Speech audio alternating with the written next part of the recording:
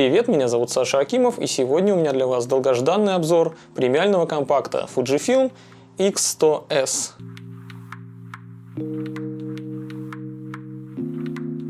Дело в том, что в этом году исполняется 10 лет с момента выхода самой первой камеры в этой серии. В 2011 году появилась, собственно, первая X100. Поэтому в честь юбилея я надел на себя даже соответствующий мерч. Первая X100 стала по-настоящему важной вехой в истории Fujifilm. Потому что на тот момент, когда она вышла, Fujifilm практически перестали играть какую-то важную или ведущую роль в фотоиндустрии. В нулевые они выпускали какие-то цифровые компакты, цифровые мыльницы, суперзумы. Неплохие достаточно, но особо не выдающиеся. Также они выпускали достаточно нишевые камеры, такие как S5 Pro, S3 Pro и так далее, которые уже стали на самом деле легендарными. Это APS-C камеры на базе Никонов построенные, которые были, и с матрицами Super CCD, их собственной какой-то уникальной разработкой. Ну и будем честны, к 2010 году Fujifilm получала прибыль уже от всего, от чего угодно, от любых каких-то других источников, но не от фотопродаж каких-то, фотографических каких-то продаж. То есть у них камеры они уже выпускали постольку-поскольку. В большей степени, скорее, даже ради какого-то поддержания имиджа, может быть, даже вообще просто по инерции. Тогда всерьез поговаривали о том, что они могут или вообще навсегда прикрыть фотоподразделение, или, возможно, как некоторые сейчас делают, продать его какому-то другому гиганту. Но когда в 2010 году они на Фотокине представили ранний прототип Fujifilm X100, у них сразу же посыпались награды всевозможные, появилось десятки тысяч предзаказов. Камера, произвела некоторый фурор, я бы даже так сказал. У новинки от Fujifilm было несколько отличительных черт, которыми она прям сильно отличалась от других каких-то производителей, которые на тот момент уже все-таки забили на всякие попытки в ретро. Ну а Fujifilm X100, которая внезапно взорвала рынок, она была выполнена в стиле таких дальномерных компактов из 60-х и что-то такое с намеком на Leica M, наверное, у нее в дизайне просматривалось. При этом у нее, помимо просто вот этой вот всратой дырки, как у дальномерочек, был встроенный и экран. То есть, если ты не хочешь пялиться в дырку, а хочешь визировать по нормальному электронному видоискателю, она предоставляла такую возможность. Можно было легко переключаться рычажком между двумя вариантами визирования. Правда, там разрешение было ничтожное, там 1 230 000 точек. Прям это совсем мало. И в отличие от Leica M и прочих каких-то дальномерных камер, на которые по дизайну он ориентировался, здесь все-таки был автофокус нормальный, пускай и контрастный, пускай очень просто медлительный, и кривой, косой, но здесь был хотя бы какой-то автофокус, а не приходилось тебе крутить постоянно ручками все. При этом Fujifilm конкурировал напрямую с Leica X, первой модели, которая вышла вот как раз в 2009 году, за пару лет до этого, и имела над ней, конечно же, массу преимуществ. Хотя матрица у них была абсолютно одинаковая, APS-C на 12 мегапикселов. Не просто, я говорю так ради красного словца, одинаковая, там буквально одна и та же матрица стояла. У Leica не было видоискателя. Обычно-то дисплеи у обеих камер были вообще никудышные, на 2,7, по-моему, или 2,8 дюйма по диагонали и разрешением 230 000 точек, что по меркам что 2009, что 2011 было вообще ничтожно мало. Объективы у камер тоже были соотносимы по характеристикам. 24 мм f2.8 у Leica, что в эквиваленте 36 мм получается, а у Fujifilm 23 мм f2, что в пересчете 35 мм. При этом вроде как у Fujifilm светосила была повыше, но опять же на f2 она была не очень-то и рабочая, потому что очень становились мягкими углы. Все равно рабочая диафрагма у Fujifilm была начиная с f2.8, так что они примерно в этом были равны, сравнимы. Единственное, что у Fujifilm объектив был гораздо компактнее, он никак не выдвигался, а у Leica он имел такую телескопическую конструкцию. Но самое главное отличие, в чем Fujifilm вообще разрывал Leica, в чем он безоговорочно у нее выигрывал, это была цена, потому что Fujifilm стоил практически в 2 раза дешевле, чем лейковская камера, и за счет этого возымел немалую популярность. Более-менее адекватные фотографы оценили ретро-дизайн, удобство управления в какой-то мере. Поддались ностальгии. А какие-то любители и хипстеры, они, скорее всего, увидели в этой камере неплохой такой вариант, достаточно простой вариант входа фотографию, потому что она вроде как и была с кучей крутилок, но при этом и позволяла тебе много вещей делать в автоматическом режиме. При этом могла тебе также позволить визировать по электронному видоискателю, что тоже упрощало жизнь. Ну и плюс на камеру накинулись какие-то модники, потому что это был неплохой вариант, как покрасоваться с новой симпатичной игрушкой. Успех X100 был, в общем-то, безоговорочным. И каким-то образом, я не знаю, как это получилось у Fujifilm, они угадали чаяния фотолюбителей. В тот момент на рынке они выкинули именно то, что было нужно людям. Ну и, если можно так выразиться, на волне этого успеха у компании открылось второе дыхание. Fujifilm выпустили уже в следующем году, в 2012, первую свою камеру с новым X-байонетом. Это была X Pro 1. Во многом, что дизайном, что целыми узлами, она вообще походила на вот эту как раз-таки Fujifilm X100. С тем лишь отличием, что у X Pro 1 была возможность ставить сменную оптику. На тот момент, конечно, объективов было там сколько, пара-тройка, наверное, когда они выпустили ее. Но все же на вырост они сделали неплохой запас, и можно было уже спокойно разрабатывать оптику под новый байонет. Также в X Pro 1 появилась новая матрица на 16 мегапикселов. Ну и опять, как в случае с Super CCD, Fujifilm решили сделать еще одной своей фишкой собственную такую особенную матрицу. Ну, по сути, это обычная соневская матрица на 16 мегапикселов, просто у нее мозаика цветных фильтров несколько по-другому, и расчет идет несколько по-другому самим процессором этих картинок. Это было первое поколение X-Trans CMOS. Ну, собственно, отличалось это от стандартных байеровских матриц тем, что здесь цветные фильтры были расположены нерегулярно. Ну и, как я уже сказал, процессор интерполировал не парами, получается, соседними, то есть не 2 на 2, то есть по 4 соседним пикселам картинку, а 6 на 6 анализировал он паттерн, в котором уже проводился анализ. То есть сразу 36 пикселов пытался обработать, что в теории, наверное, давало более точную цветопередачу. Хотя разницы большой я, честно говоря, между X-Trans и не X-Trans не вижу в этой части. Единственный тип матриц, в которых я видел действительно разницу, это были, конечно же, фовионы от Sigma, но там совсем другая история. Ну а также подобная структура матрицы позволяла избежать потенциально муара и какую-то серьезную потерю детализации при высоких ISO. Ну а так как муар сходу сразу же вот просто был объявлен побежденным, с матрицы убрали фильтр низких частот для повышения детализации картинки, что действительно на детализации сказалось хорошо, но с муаром тут есть нюансы, потому что процессор камеры не особенно-то вывозил обработку этих картинок, и поэтому здесь было муара примерно столько же, сколько и в любой байеровской фильтре без фильтра низких частот той же самой эпохи. Но зато с шумом Fujifilm действительно не обманули. Отмечу, что не очень значительно и не очень сильно это видно, но все же матрица X-Trans при прочих вот равных условиях дает более приемлемую картинку, но она действительно получше, чем у конкурентов тех лет. По сути, шумит-то она точно так же, но за счет того, что сам шум гораздо менее регулярный, то есть он не повторяется как какой-то паттерн, а случайным образом расположен, ну, можно сказать, как зерно в эмульсии пленок, возбужденное, да, там светом, оно тоже немножко рандомно. За счет этого детализация кажется менее утраченной.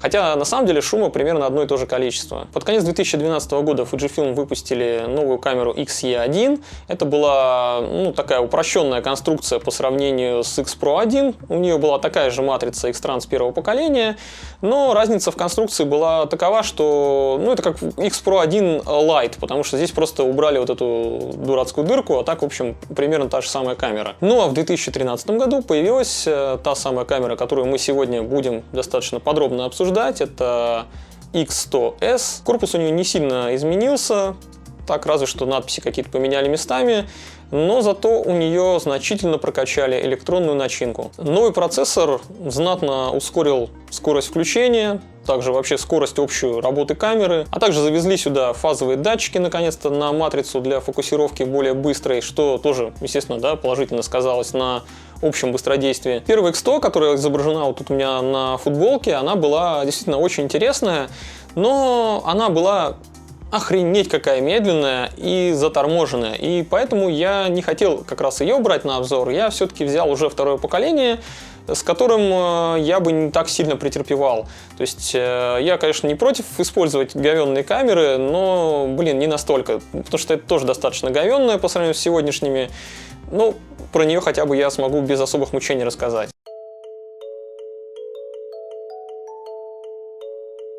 Корпус у X100S такой же, как у обычной X100.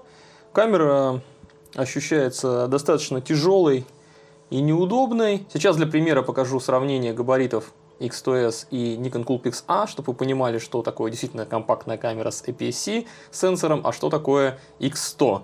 X100 ни хрена не компактная, но это так, для понимания разницы. Держать камеру в руках абсолютно неудобно, потому что никакого выступа здесь спереди нет. Также выступа никакого и сзади нет под большой палец. А я привык носить все-таки камеры всегда в руках, уже наготове.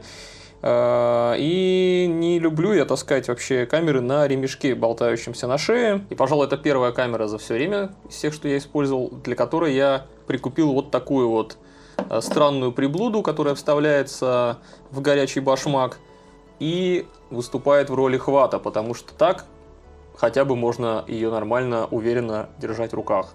Иначе просто супер неудобно. Причем этот упор для большого пальца я купил вообще за пару соток у Kitayos. Хотя в то же время фуджифилмовцы явно сами понимают, что кому-то может понадобиться этот выступ. И продают фирменный за пару косарей. Неплохой, кстати говоря, бизнес. Конечно, вообще странная такая манера делать неудобную камеру изначально без какого-либо хвата, а потом к ней ручки продавать. Leica тоже такое любит делать. Fujifilm здесь вообще не отстает. Ну что ж, башмак у меня всегда был занят упором. Сюда я ничего не вставлял. Так что тут дальше рассказывать? Дальше здесь идет понижение корпуса. И в этом понижении расположены органы управления некоторые. Например, здесь находится колесико выбора выдержки. Ну, у меня оно сейчас тут в авторежиме стоит, так-то тут можно вот так вот ступенчато выбирать, если хочется это быстро сделать. Также здесь экспо-коррекции колесика, но у него градация всего лишь от +2 до -2, что на самом деле мало, потому что -2 стопа, это опять же была одна из первых камер, которой у меня не хватало иногда -2, чтобы сделать картинку приемлемой. Камера постоянно сильно норовит переэкспонировать. Причем первая X100, она еще сильнее этим грешила. Тут еще как-то более-менее программно докрутили. Она чуть меньше переэкспонирует. Но все равно, меня это прям выбешивало. Рычаг включения вокруг кнопки спуска достаточно тугой. Случайно не нажимался у меня. Сама кнопочка спуска имеет резьбу для спускового тросика, что на текущий момент, конечно, вообще такой совсем ретро-дизайн уже максимальный. Ну, я тут прикупил опять же у Kitayos кнопочку маленькую и туда вкрутил, потому что так как-то посимпатичнее, чем просто с дыркой. Ну, вот так вот она смотрится. По-моему, неплохо. На углу здесь находится хорошая такая выпуклая кнопка FN. Ее хорошо видно, хорошо она ощущается, нажимается классно. На нее я повесил изменение ISO. Ну а сзади здесь находится нелюбимая мною такая вещь, как кнопочки по левую сторону экрана. Ну, благо, хотя бы это не часто используемые кнопки, типа просмотра, типа изменения протяжки и режима видоискателя. Дисплей тут достаточно ущербный. Опять же, он такой же без изменений, как и у X100 первой модели. Всего лишь 2,8 дюйма на 230 тысяч точек. Но чего у него не отнимешь, так это то, что он действительно достаточно яркий. Причем даже если в настройках не указывать повышение яркости, как типа яркий солнечный день, я не помню, как этот режим называется у Fujifilm, он и так достаточно неплохой. То есть он в принципе в солнечные дни не слепнет. Но для 2013 года разрешение в таком ценовом сегменте это просто позорище. В этом отсталом мониторчике она достаточно сильно похожа на как раз таки Leica X2, с которой конкурировала, которую я уже обозревал ранее. Вообще, я их, наверное, сравнивать толком не буду, потому что они хоть и примерно в одну аудиторию метили, но слишком уж сильно камеры отличаются. Я скорее сравнивал бы эту камеру с соневской RX1. Ну ладно, давайте же заглянем в дырку, ради которой некоторые люди покупают X100 серию. Оптический видоискатель стал гораздо больше, чем у первой сотки, и теперь Experience за счет более широкого угла обзора стал больше похож на визирование через дверной глазок, а не через замочную скважину. И я могу еще долго высмеивать любовь некоторых фотографов к заглядыванию в дырки, но мне лень. Лучше расскажу, что электронный видоискатель был значительно улучшен. Вот его разрешение стало 2 миллиона 300 тысяч точек, что почти в 2 раза больше, чем было. А переключается это все вот так. Но, к моему большому сожалению, у электронного видоискателя очень отвратительная низкая частота обновления. В нем все как-то стробит, отстает и как будто имеет какой-то эффект желе. Так что я не использовал ни оптический, ни электронный видоискатель у данной камеры.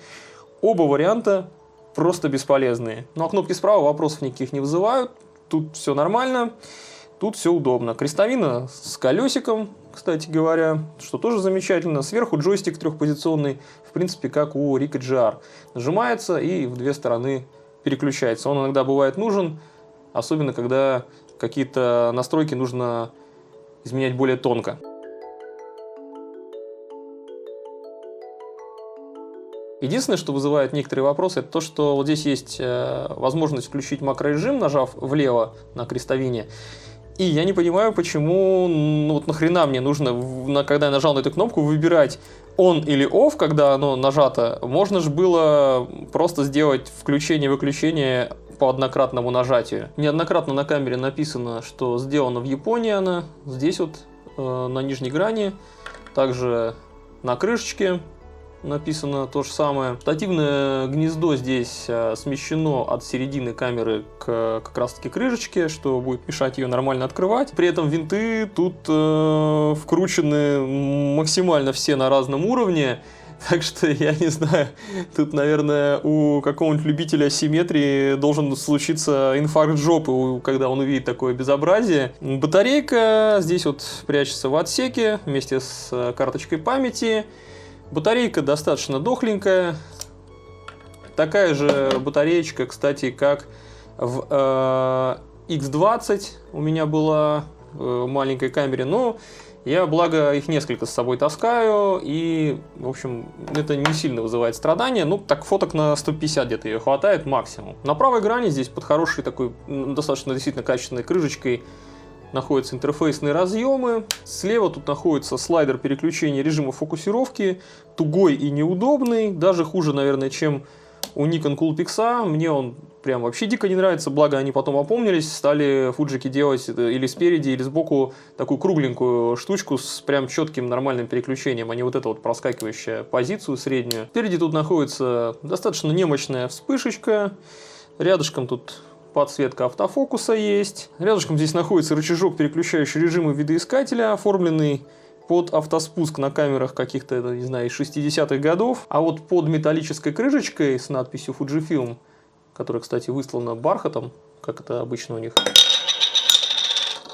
находится замечательный объективчик 23 мм f2. Fujinon, что является 35 мм в эквиваленте. Конечно же, через вот такой небольшой переходник сюда можно накрутить всевозможные светофильтры. Также через этот переходник, помимо того, что светофильтр, кстати, обратите внимание, у меня родной светофильтр от Fujifilm, сюда можно накрутить еще и бленду, но с ней он становится прям совсем уж огромным. Также к этой резьбе, которая здесь находится на объективе, можно прикрутить и конвертеры, как широкоугольный, так и телеконвертер. Широкоугольный конвертер, естественно, позволяет добиться фокусного расстояния 28 мм, настоящее нормальное православное фокусное расстояние для стрит-фотографии, а не гребаные 35, который он делает объектив полтинником. Полтинники я не очень люблю, но зато это более применимо, например, если ты захотел вдруг на эту камеру снять какой-нибудь портретик, по крайней мере, перспективу так сильно корежить не будет, можно уже и поближе модель снять будет. Также тут на объективе есть колесико фокусировки, вполне удобное, не пересекается оно никак с колесом, которое управляет диафрагмой. Оно, кстати, очень приятно щелкает. Единственный минус вот этого кольца с диафрагмой — это то, что оно переключает четко по стопам. Третьих стопов здесь нет. Ну, в будущих камерах это уже поправили, там третьи появились. Но вот конкретно у 100S и сотки обычно этого не было. Нужно было промежуточные значения выбирать вот этим рычажком. Если тебе захотелось там не f5.6, например, а f5, то тогда да, ты уже там докручивал рычажочком сзади. Объектив довольно неплохой, вполне возможно, что именно поэтому он и не менялся вообще никак, вплоть до 5-й камеры в серии X100. Хотя, возможно, фуджикам просто было лень переработать оптическую схему. Так-то у стекла максимальная диафрагма f2, но лично я, например, считаю, что рабочие значения там начинаются только с f2.8, потому что до этого, ну, очень уж картинка никакущая, а по углам так и вообще мягкость какая-то так себе. Но с прикрытием до f2.8 уже все более-менее налаживается, а если прикрыть до f5.6, то вообще очень хорошая, приятная, равномерная картинка становится. Больших претензий по резкости к объективу я, конечно, не имею.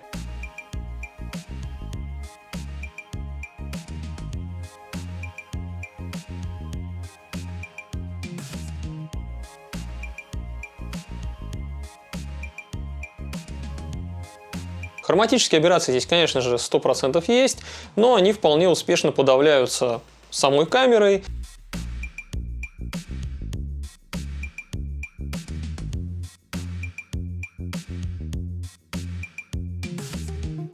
Но вот оптическая конструкция и привод автофокуса у объектива все же достаточно медлительные. Несмотря на то, что систему автофокусировки у самой камеры, конечно же, переделали в лучшую сторону, и она действительно стала более цепкая, более быстрая, но все равно все это упирается в медленно работающий объектив, так что будьте готовы к тому, что камера не очень-то быстро фокусируется. Конечно, это не тот кромешный ад, который был у меня с Sony RX1R, которая вообще просто говнянише фокусировалась. Ну, просто это, наверное, худший фокус, который я видел. Но все-таки фуджик иногда бывает, да, что не может почему-то сфокусироваться, выделяет рамочку красным, говорит, что не могу почему-то сфокусироваться, хотя вроде бы там достаточно контрастное даже место, куда ты метишь. Иногда он может чуть-чуть промахнуться, но в целом это случается не очень часто. Чаще всего он все-таки, куда ты его заставляешь фокусироваться, туда и фокусируется. Ну, в общем, большой претензий к этому нет, но промахи бывают. Также стекло довольно неплохо держит прямой контровой свет. То есть, если напрямую в него прям свет фигачит от источника, например, от солнца, то оно действительно нормально сдерживает, этот контраст не теряет, каких-то бликов не ловит. Но если засветка боковая, то тогда уже есть шанс словить и блики, и какие-то артефакты изображения, и потерять контрастность немножко. Иногда даже немножко. Прям картинку можно заруинить. То есть максимально с этой камеры лучше избегать боковых засветок, потому что конструкция объектива почему-то такая, что сбоку, если что-то светит, то прям совсем беда. Можно, конечно, опять же накрутить на него перманентно бленду и все время с ней ходить, но это, делает камеру огромной. Несмотря на громкие заявления о том, что X-Trans прекрасно справляется с муаром. Да, серьезно, ты не верил. Я могу сказать, что это просто потому что камера на самом деле выдает муара, ну, чуть-чуть поменьше, чем Sony RX1R злополучная, про которую я уже неоднократно упоминал. Там вообще беда с муаром. У Fujifilm X100S, конечно, хоть здесь и второе поколение X-Trans, и процессор гораздо мощнее, чем у первых поколений, но все равно муар здесь есть. Не то чтобы он прям вообще все время повсеместно, но его прям гораздо больше, чем тебе хотелось бы увидеть на картинках. У меня есть кадры, которые вообще практически целиком состоят из муара.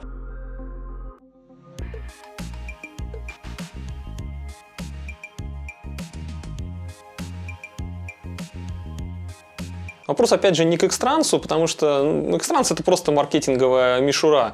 Вопрос, на самом деле, здесь к алгоритмам обработки и процессору, потому что если в любой более-менее сложной ситуации он не может интерполировать повторяющиеся паттерны таким образом, чтобы у тебя на картинке не появилось бензиновых разводов, ну, это уже прям совсем беда. У других камер с такой же абсолютно соневской матрицей на 16 мегапикселов без сглаживающего фильтра, но для примера, камеры с такой же матрицей, но при этом с байеровским расположением светофильтров, это Ricoh GR, это Nikon Coolpix A, это Pentax K5-2S.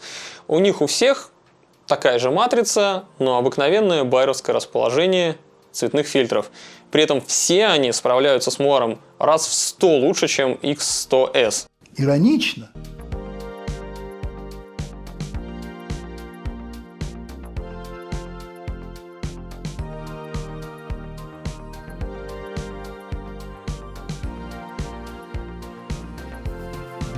Но как обстоят дела с шумом?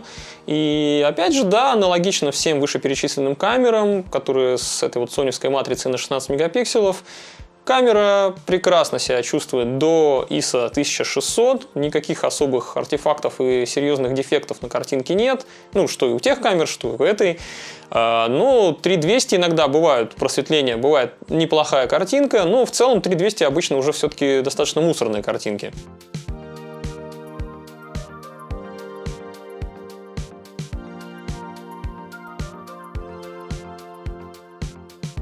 Ну и отличается, как я уже говорил, здесь только структура шума.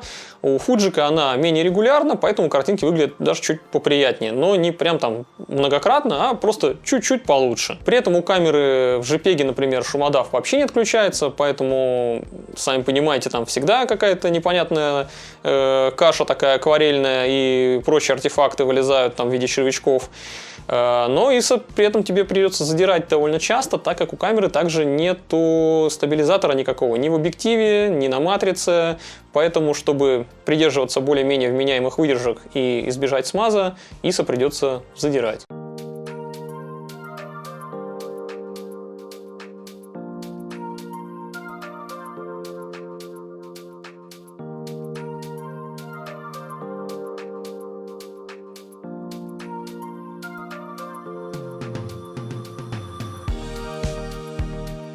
Цвета у камеры не очень предсказуемые. Иногда бывает, что она прям очень хороший цвет выдает, а иногда баланс белого, ну, просто чудовищную херню какую-то творит.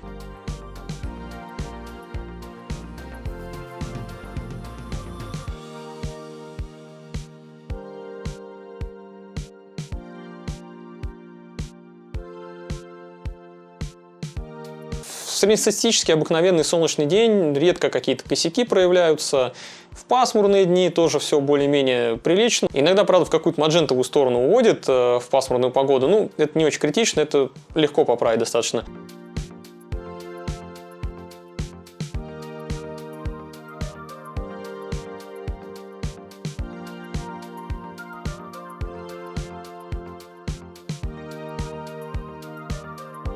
А вот ночью камера начинает прям тупить, а при, допустим, искусственном освещении там вообще просто полная деградация и отсутствие рассудочной какой-то деятельности со стороны камеры.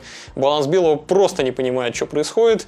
Какое бы ни было искусственное освещение, он то все сделает зеленым, то сделает синим, на тот момент, когда все по факту вообще-то желтое.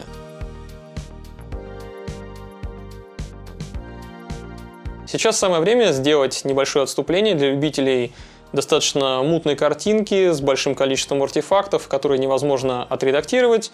Я про JPEG, если что, если вдруг вы не поняли. Я снимал на эту камеру только в RAW.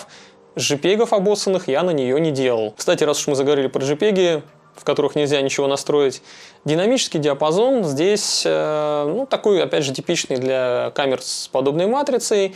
Он перекошен очень сильно в сторону теней. То есть тени тянутся прям очень неплохо, цвета тянутся ну так себе. И если учесть тот факт, что камера постоянно пытается картинку переэкспонировать, и в особо контрастных каких-то ситуациях, конечно же, у вас будут довольно большие потери деталей именно в цветах.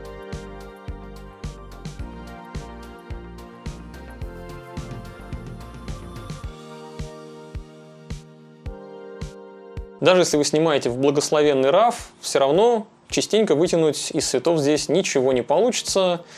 Ну, такая уж особенность почему-то экспозамера у камеры, она ну прям бешено стремится все переэкспонировать. Я запарился ее в минус уводить, наводишь на что-то, он все равно как-то переэкспонирует все.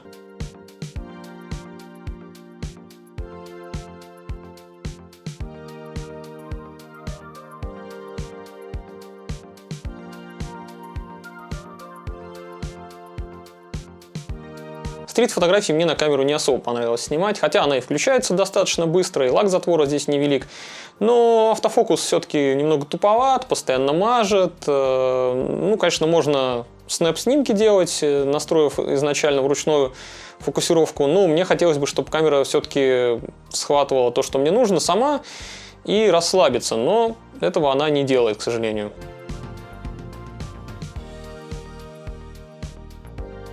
От бедра на нее снимать довольно неудобно, потому что, ну, ее держать просто в руках неудобно, ее как-то не особо покрутишь в руках, как тебе будет удобнее расположить. Сам корпус не очень эргономичный для съемки как раз-таки от бедра, ну, на мой взгляд, по крайней мере, я потому что держу очень своеобразно камеры, иногда, когда снимаю с какого-нибудь непонятного ракурса.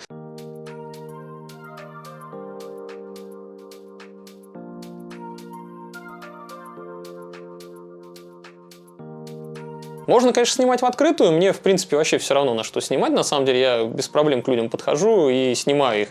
Но, блин, она как-то все-таки здоровенная, люди на нее обращают внимание, отвлекаются, спрашивают, не пленочная ли она. Ну, какие-то, короче, лишние разговоры, лишние какие-то дела. На Рик и Джар идешь, просто щелкаешь все подряд. Никто у тебя ничего не спрашивает, всем пофиг, какой-то дурачок с мыльницей идет. А тут все-таки возникают какие-то затруднения и вопросы.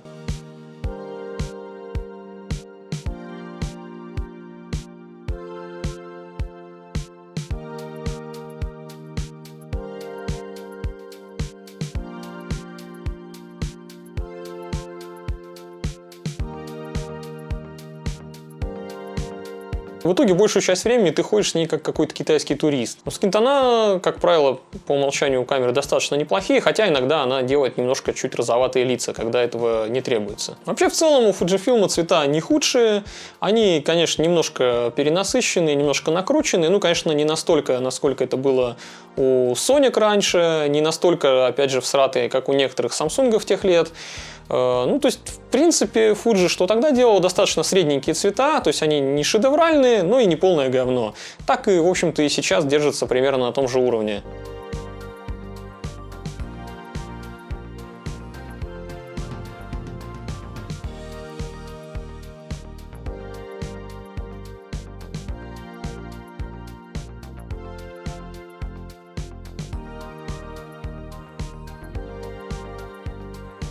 Также на нее можно какой-то около макро снять, потому что объектив все-таки способен в макрорежиме с 10 сантиметров сфокусироваться. Ну, это такое, тоже, опять же, не совсем уж полноценное макро. Ну, все же хорошо, что есть такая возможность.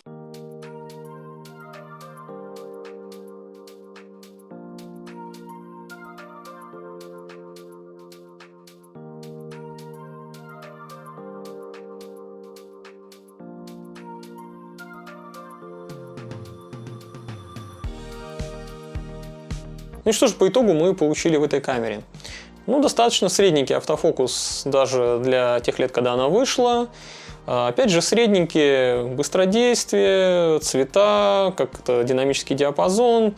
Ну, все такое вот среднестатистическое, то есть без каких-то выдающихся прорывов, но и не полный шлак. Неплохой объектив, но, опять же, использовать его лучше только с блендой. Экранчик крайне низкого разрешения, но зато достаточно яркий. Также в камере есть оптический видоискатель и электронный, которые мне, в общем-то, нахрен не нужны. Ну и довольно большие размеры и вес, которые немного странно смотрятся на камере, которая позиционируется все-таки как компакт. Так что X100S довольно средненькая камера с многими какими-то болячками, которые остались у нее еще от первой версии X100.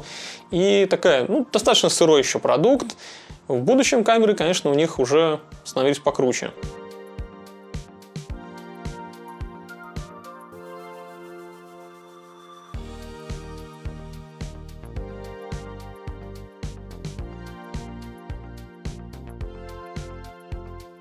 С этой же матрицей в 2013 году была выпущена еще и XE2. Потом, чуть позже, в 2014 появились XT1. Эта камера уже была больше похожа на зеркалки уже в таком классическом виде, а не на дальномерки.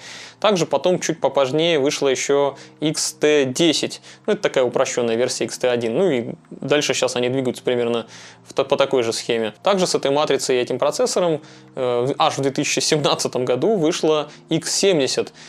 Уже более интересная и более компактная камера с объективом, фиксированным на 28 мм.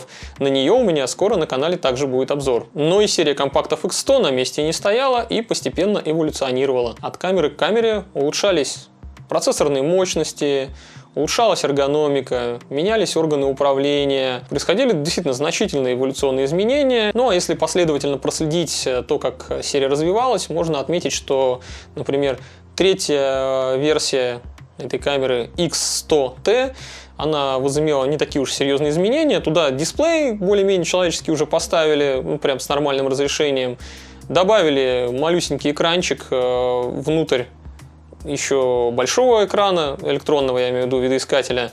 При этом и в оптическом он тоже мог отображаться. То есть это действительно помогало, например, при ручной фокусировке. Можно просто было зону эту, да, увеличить и в этом экранчике видеть, сфокусировался ты или нет. Ну, например, того, что уже там и так электронные клинья были, но это, мне кажется, поудобнее. Также традиционно они туда докинули еще несколько своих пресетов пленочных. Например, Classic Chrome, всем известный. Четвертая итерация X100, это X100F, вообще была достаточно серьезным уже шагом вперед по качеству картинки и вообще по качеству исполнения в целом. В ней уже была новая матрица третьего поколения на 24 мегапикселя и новый также процессор, гораздо более мощный. По сути, такие же, как и в X Pro 2 были установлены. И вот тогда с третьим поколением матриц и с новыми процессорами Fujifilm действительно наконец уже победили муар, потому что вот после этого на их камеры получить муар прям действительно почти невозможно, но до этого он частенько попадался. Хотя именно тогда я и задумался, а вообще нахрена нужна X100F, если существует X Pro 2? По логике управления и эргономике в целом камеры практически идентичны. При этом у X Pro 2 там все-таки какой-то никакой хват имеется. Также есть и эта дурацкая дырка, в которую все, не знаю, странные люди любят смотреть. По габаритам и весу разница тоже не сильно большая. Но при этом X Pro 2 позволяет вообще-то ставить любую оптику на X-маунт свой. А оптики к тому моменту, когда она вышла и когда вышла X100F, уже набралось достаточно большое количество. И на X Pro 2 как раз-таки неплохо смотрятся маленькие компактные праймы от самого Fujifilm с диафрагмой f2 максимальной. То есть ты можешь, в принципе, те же 23 f2 поставить и в виде объектива туда с сменной оптики. Также ты можешь и любые другие поставить, хоть портретники, хоть что. То есть, ну, блин, это более гибкая система. Но на начальном этапе развития, да, сотки дали действительно серьезный толчок Fujifilm, они смогли развиваться, создали новый байонет, раскрутились, и у них дела пошли действительно в гору. Сейчас они, в общем, неплохо себя чувствуют на рынке. Ну а сейчас лично я какой-то острой необходимости в существовании серии X100 просто не вижу. Хотя в самой новой камере из этой серии X100V Fujifilm действительно расстарались, видимо, почувствовав, что уже начинается какой-то застой, они здесь прям радикально поменяли очень многое. Сильно изменили дизайн, например, они убрали крестовину, убрали кучу кнопок, оставили только одинокий джойстик. Для меня это, честно говоря, скорее минус, чем плюс. Ну, там есть сенсорное управление, то есть, в принципе, можно как-то худо-бедно с этим обойтись, хотя я такое подход не очень-то одобряю. Корпус у камеры теперь стал иметь влагозащиту, но только с одним условием, если ты накрутишь специальный светофильтр, что сделает ее достаточно громоздкой уже. При этом впервые в серии экранчик у нее стал откидным, что просто чудесно, очень удобно. Вот это я одобряю. Матрица и процессор у камеры уже 4-го поколения, такие же, как в X-T3 и в X-T30. Система фокусировки здесь тоже такая же, как у флагмана, так что действительно она сейчас фокусируется гораздо лучше.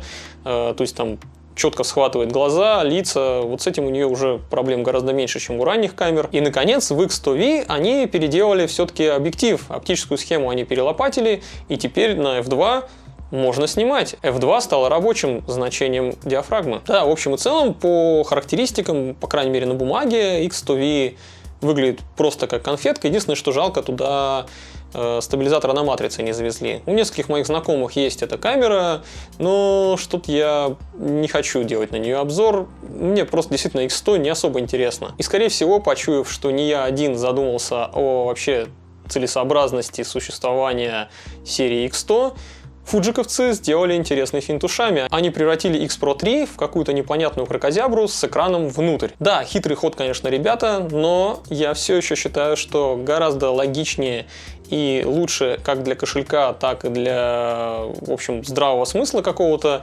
купить на вторичке X Pro 2, нежели покупать себе любую камеру X100. Все-таки у X Pro 2 есть какой-никакой хват, камера влагозащищенная, у нее матрица практически не отличается от той, что у текущих фуджиков стоит.